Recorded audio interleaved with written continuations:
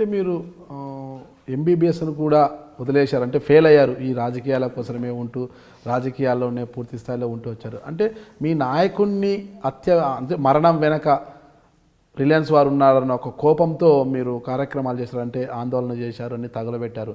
అయితే మీరు party suspend చేసింది, ఆ సమయంలో మీరు ఎలా ఫీల్ అయ్యారు? ఏమన్నా బాధపడ్డారా పార్టీ సస్పెండ్ చేస్తే? అంటే పోలీసులు దొంగ కేసులు పెట్టినారు. ఆ రోజు చెప్పినాను కదా, అవన్నీ కూడా బయట వచ్చిన అవన్నీ కూడా వాస్తవాలు కాదు. ఆ రోజున్న పరిస్థితుల్లో ఎందుకో కానీ మరి నా మీద ఆ విధంగా చేసినారు. మీ పేరెంట్స్ ఏమన్నారు అప్పుడు ఆ సమయంలో? ఎందుకు అందరు కూడా ఇబ్బంది పడ్డారు.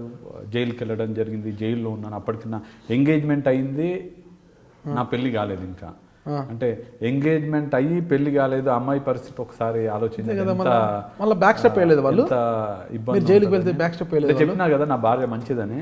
అంటే ఎప్పుడు తెలిసింది మీ భార్య మంచిదని? పెళ్ళి అయినాక తెలిసింది మంచిదని. అంటే పెళ్లికి ముందు తెలియదు కదా తను మంచితనమా? Arranged marriage, love marriage? Arrange marriage. మళ్ళీ మంచితనం ఎలా తెలిసింది? అంటే అరేంజ్ మ్యారేజే కానీ అంటే మాట్లాడడం వల్ల ఆ వ్యవహారం వల్ల తెలిసిపోద్ది కదా మనకు. అరేంజ్డ్ మ్యారేజ్ మీరు ఎప్పుడు మాట్లాడింటారు?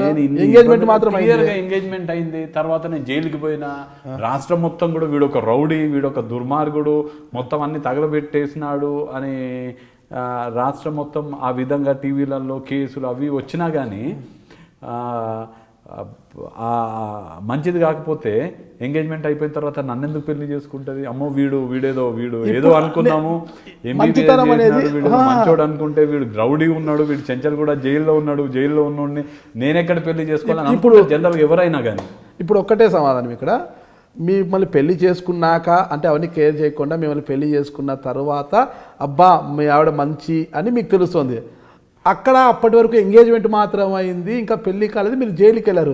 ఆమె మంచిదా కాదని మీకెట్ట తెలుసు? తెలియదు కదా. అప్పుడు ఆమె ఎందుకు అప్పుడు బ్యాక్ స్టెప్ వేయలేదు? ఎక్కడ అంటే ఇవన్నీ బ్లాక్ స్టెప్ వేయలేదు కాబట్టి మంచితనానికి ఇవన్నీ నిదర్శనం అని చెప్తున్నా నేను.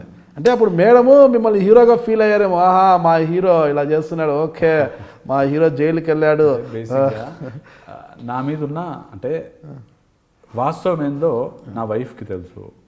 సో నా మీద కాదులేండి, ఎంగేజ్మెంట్ అయినాక ఫోన్లో మీరు మంచి కలరింగ్ ఇచ్చింటారు మేడంకి. మేడం పాపం నమ్మిపోయి ఉంటారు, ఆ మాటలన్నీ నమ్మిపోయి మీ కలరింగ్ అవన్నీ అవి ఇవి చేసి ఎంగేజ్మెంట్ అయినాక ఇంకా మామూలుగా ఫోన్లలో మాట్లాడుకుంటారు. ఎంగేజ్మెంట్ ఇంకా ఫ్రీడమ్ వస్తుంది. ఎంగేజ్మెంట్ కన్నా ముందు కూడా మాట్లాడుకున్నారు. ఇంకా అప్పుడు కొన్ని మాటలు ఏమో మాయ మాటలు చెప్పింటారు, ఆమె పూర్తిగా నమ్మిపోయింటారు. ఇంకా మీరు జైలుకి వెళ్ళినా కూడా ఆ మాటలన్నీ రివైండ్ చేసుకుంటూ ఇంకా అలా మిమ్మల్ని పెళ్లి చేసుకుంటారు. ఉండొచ్చు మరి అది చెప్పరే మీరు మేడం గురించి? పాపం మేడంని మాయ చేసి మీరు చేసుకున్నారు అంతే.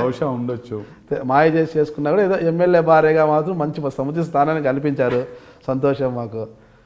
ఓకే, ఇప్పుడు మీరు 2014 ఎన్నికల మళ్ళీ పార్టీలో ఎన్ని రోజులు సస్పెండ్ అయ్యారు? ఎన్ని రోజుల తర్వాత పార్టీలోకి వచ్చారు? అంటే బేసిక్గా సస్పెండ్ అయినాను కదా నేను. సస్పెండ్ అయినప్పటికీ కూడా కాంగ్రెస్ పార్టీ గొప్పతనం, రాహుల్ గాంధీ గారి గొప్పతనము, నా సిన్సియారిటీని చూసి నన్ను రాహుల్ గాంధీ గారు సస్పెండ్ అయినటువంటి వ్యక్తిని NSUI ఎలక్షన్ కమిషన్లో నన్ను తీసుకొని రాష్ట్రంలో కాదు నువ్వు వేరే దగ్గర పనిచేయని చెప్పి అస్సాం ఎలక్షన్ కమిషన్లో PROగా నన్ను అపాయింట్ చేస్తున్నారు. అపాయింట్ చేస్తూ రాహుల్ గాంధీ గారు మహారాష్ట్ర టూర్కి, కర్ణాటక టూర్కి, అస్సాం టూర్కి నన్ను ఇన్ఛార్జ్గా రాహుల్ గాంధీ గారు నియమించినారు.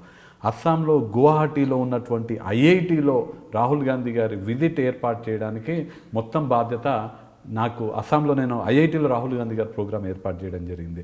తర్వాత కర్ణాటకలో గుల్బర్గాలో రాహుల్ గాంధీ గారి ప్రోగ్రాం నేను ఏర్పాటు చేసిన, నాకు బాధ్యత ఇచ్చినారు.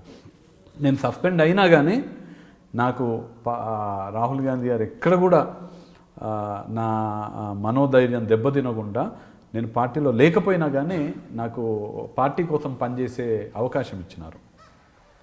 అక్కడ నుంచి మళ్ళీ అదంతా అయ్యేలోపు యూత్ కాంగ్రెస్కి ఎలక్షన్స్ రావడం జరిగింది. నా సస్పెన్షన్ని రాహుల్ గాంధీ గారే రివోక్ చేయించి యూత్ కాంగ్రెస్లో నేను ఎన్నికల్లో పోటీ చేసి యూత్ కాంగ్రెస్ ఎలక్షన్లో నేను ఎన్నికల్లో గెలవడం జరిగింది స్టేట్ ప్రెసిడెంట్గా. అనంతరం మళ్ళీ కంటిన్యూ అయ్యారు. నమస్తే, this is Challa Vamshi Chand Reddy, legislator from Kalwakurthy assembly constituency, Telangana state. Please do watch my live interview with Mr. Nagaraju only on iDream News. Thank you.